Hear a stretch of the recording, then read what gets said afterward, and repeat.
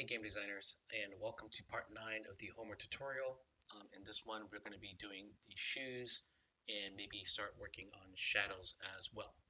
Okay. Alright, so let's go ahead and finish up the shoes. So I'm going to go ahead and create a new layer. Now where that layer should be is definitely be behind um, the feet.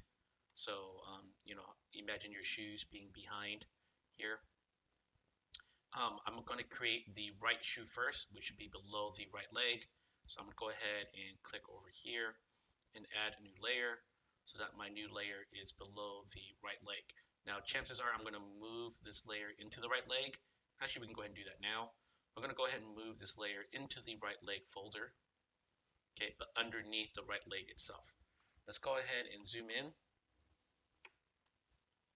And let's go ahead and grab our pen tool. And actually, before we even grab our pen tool, let's go ahead and make sure that we add this color of shoes to our swatches here. You can see that I have it. I'm just going to go ahead and go over the instructions anyway. We're going to go ahead and go to our reference. Okay. And we're going to turn the opacity up on our reference so that we have the true color here. We're going to grab the tool right here called under the crop tool, the eyedropper tool. Click on the eyedropper, you should see it add to your swatches. And now we can lower down the opacity again. Go to our new layer, and let's go ahead and grab our pen tool and start drawing. I'm going to go ahead and turn it off to no stroke with the black fill, just because you guys can see it a little bit better. And let's go ahead and get started.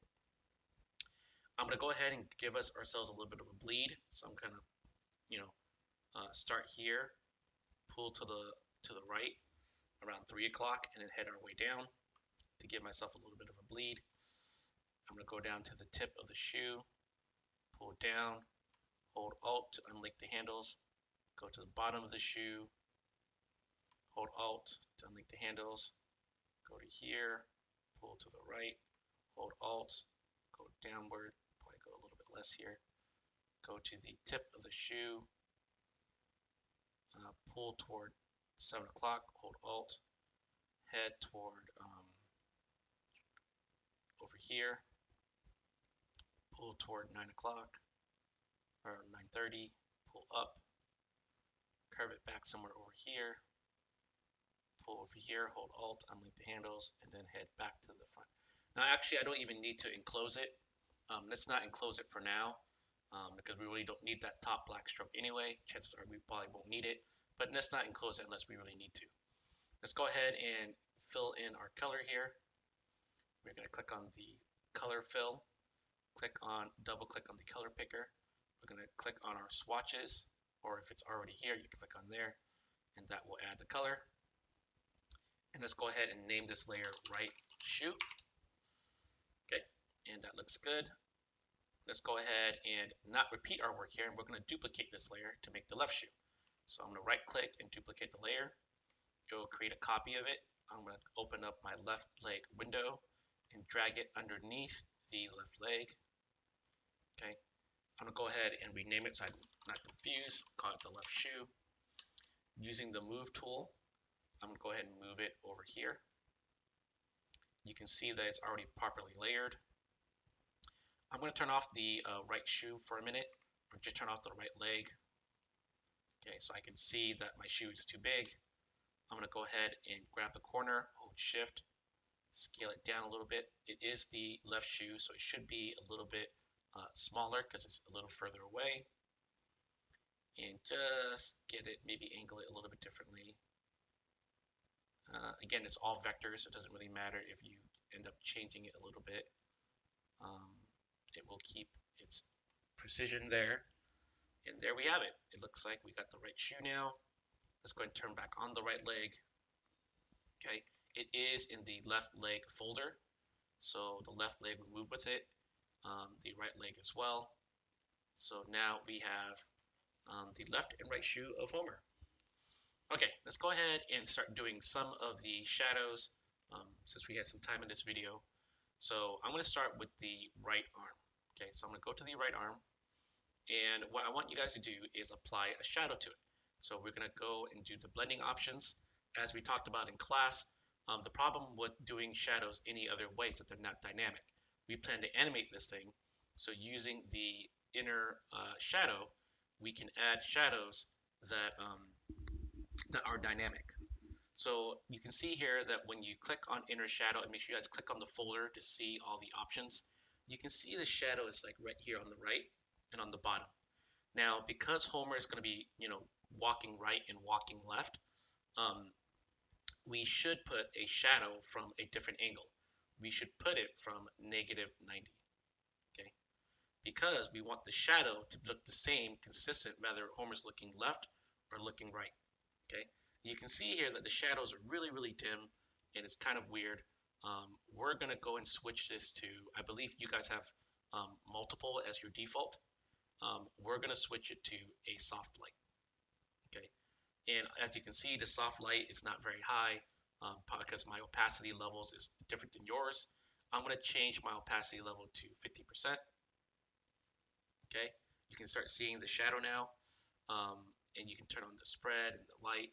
Up to you guys again how you want your settings. But this gives it a very light shadow coming from -90 degrees on a soft light, black, 1010. Now again, you're welcome to change the distance, right? See the distance moves the shadow more in the direction of your angle that you chose. You can choose the spread, which will kind of like have it grow from all angles. The higher the spread, the more the shadow will appear on both sides of the object. And the size. The size literally directly controls how many pixels your shadow is. So I like something not too much here, so I'm gonna go around 10. Okay. Now again, you could increase the opacity and make the shadow even more vivid. I'm gonna choose around 50%, just give it slightly um, good shadows here. All right. And as you notice right now, you can see that the shadow is not being applied to the sleeve. So that's an issue we need to deal with. I'm gonna hit OK here. So even though we applied this effect on the entire right arm, it only seems to be working with the right arm, but not the right sleeve. So because of the blending option that we have, the white doesn't really show shadows. So I'm going to grab this effect and just put it on the right arm. Okay. So we can do something else with the right sleeve. Now the right sleeve, we do want to give it a little bit of depth. So we do want to add some shadows on the edges, but we also want to have it cast a shadow on the arm. So we're going to go here on the right sleeve, right click, go to blending options. We're going to click on inner shadow and enable it. And instead of using a soft light, let's try a linear light. And you can see here now that the linear light does definitely give us a shadow. Now this shadow is obviously too much, so I'm going to go ahead and drag down the shadow here. I'm going to turn down the spread. I just want to give it a little bit of a shadow here, just to give it a little bit of depth. And the size, I don't want to give it too much size either. Just give it some form here, even lighten it a little bit. Okay, just to give it a little bit of shading in essence, to give it a little bit of form. But what's more important is that this sleeve needs to cast a shadow over the arm. So I'm actually going to give it a drop shadow as well. So you see here, I click on drop shadow, and now you see a little bit of a shadow. Now, I think yours initially will have the global angle. You should turn off global angle for your drop shadow because you don't want the shadow to appear on the top. You want it to appear on the bottom. So you want this shadow to appear on the bottom, but for drop shadow, you have to reverse the angle. So we're going to uncheck user global angle and move it up to 90 degrees. So now that the shadow casts underneath the arm. Now again, these are my settings, but you're welcome to use any settings that you want. You can choose to use a soft light or a linear light or any other light that you want. That's up to you. Multiple actually seems fine. So multiple seems to work in this instance in terms of the drop shadow. And again, you can change the distance. Obviously, this makes it look like it's floating. So definitely not a high number. I recommend something pretty small. I like 5. The spread lets it spread from all sides. Obviously, we only want it to cast on the bottom. So we're going to have a very small spread or no spread at all. And the size, of our shadow. You can see here that it's kind of blurry here.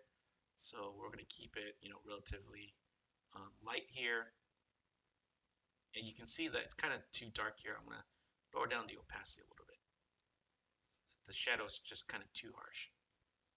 Okay, and you can see now that I have a little bit of a shadow and a little bit of form. I'm going to hit OK. And now I got the shadow on the right sleeve. Now, in the next video, I will cover how to do this for the entire body, but now this will get you guys started. I'll see you guys next video.